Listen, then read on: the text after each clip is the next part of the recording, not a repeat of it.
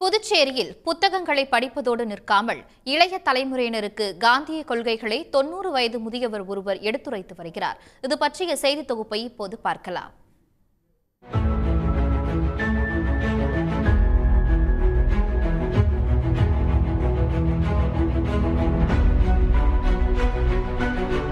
கோவை துடியலூரில் வசிக்கும் ராமகிருஷ்ணன் என்பவர் காதிபோரில் பணிபுரியும் போது காந்தியின் மீது அதிக பற்று கொண்டார்.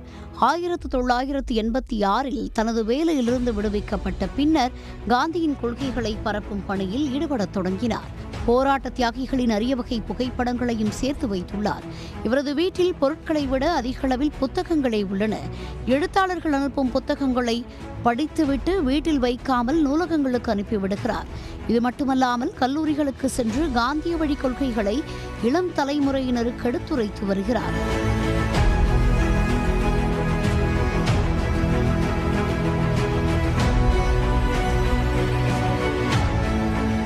வயதிலும் தன்னுடைய பணிகளை யாரையும் எதிர்பார்க்காமல் ராமகிருஷ்ணன் செய்து வருகிறார். புத்தகம் கொடுத்ததுனால் புத்தகம் ஏராளமாக சேர்ந்தது. எனக்கு இந்த வீட்டில் இப்போ பாண்டிச்சேரியில் வீட்டில் வைப்பதற்கு இடமில்லாமல் கோவையிலே டிடி நாயுடுவுடைய வீட்டை காந்தி நினைவு ஆலயமாக ஜிடி கோபால் அவர்களும் கிருஷ்ணராஜ் வானவர் அவர்களும் சேர்ந்து அதை 2 வருடத்திற்கு முன்பாக துவக்கினார்கள். அதற்கு ஒரு 200 புத்தகம் அனுப்பிவிட்டேன்.